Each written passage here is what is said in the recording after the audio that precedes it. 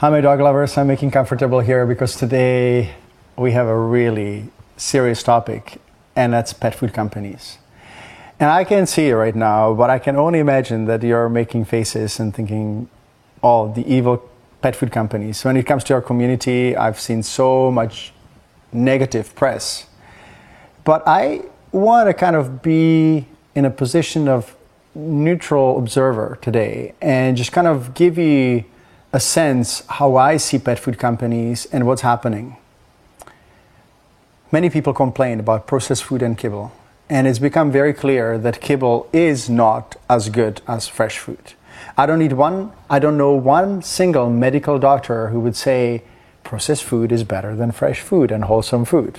Yet in veterinary medicine, kibble is the staple. Kibble is the most important part of the diet, and many colleagues are still discouraging people from feeding raw food or natural food. And when you go to a zoo and you see a wolf or tiger or some sort of carnivore, nobody's upset that they're eating raw meat and everything is fine. And I've been recommending and suggesting and also feeding raw food for the last 20 years. And I have not seen the problems that we have with kibble. But once again, when you look at pet food companies, they're in the business of making kibble, right? And it's convenient, and people put it in the bowl, and then you read the label, and it's all pretty, and the bag is pretty, and probably costs more than the ingredients inside. But we are buying this food, or dog lovers are buying this food. And some of them do not know that kibble is actually not good for their dogs because they've been taught by pet stores and veterinarians that it is actually what they should be feeding.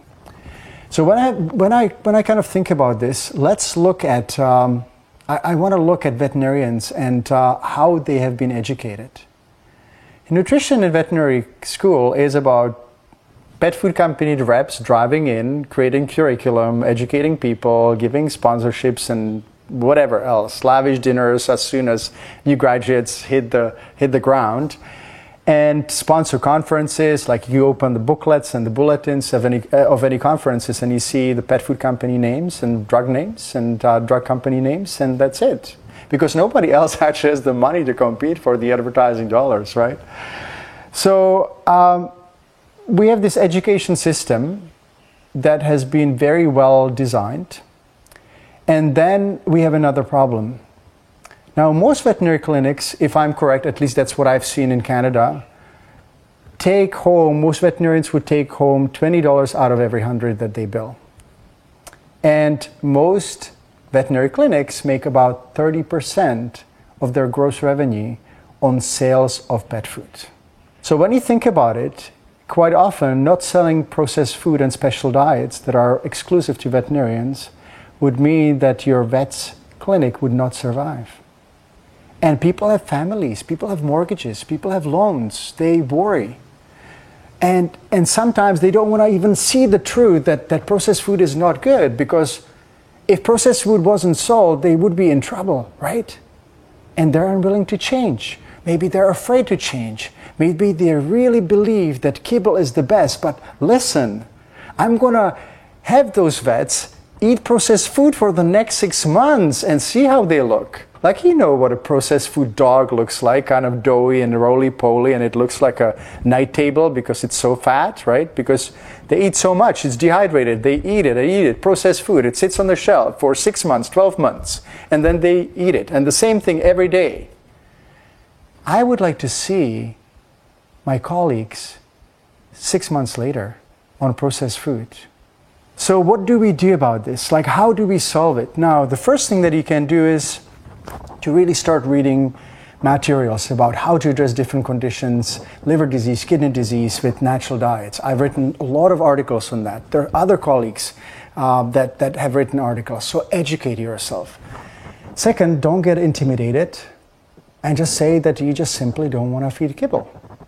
And that if your vet or any practitioner doesn't respect that wish, that you will move on and you move somewhere else. Listen, there are so many veterinary clinics. There are more of us than need it. So you can make that choice.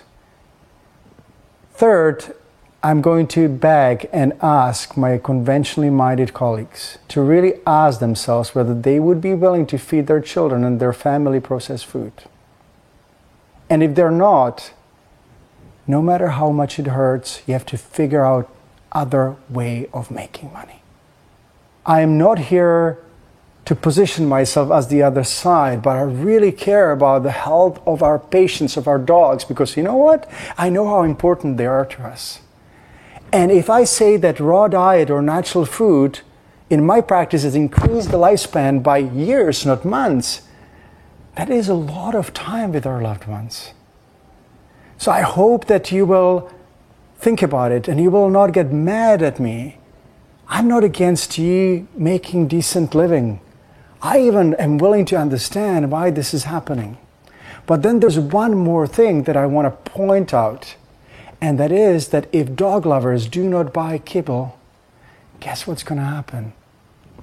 There will be no kibble companies, or there will be fear of them. So we are part of the problem, and I hope that you will share these materials and you will educate each other and you will try to create change. Thank you so much.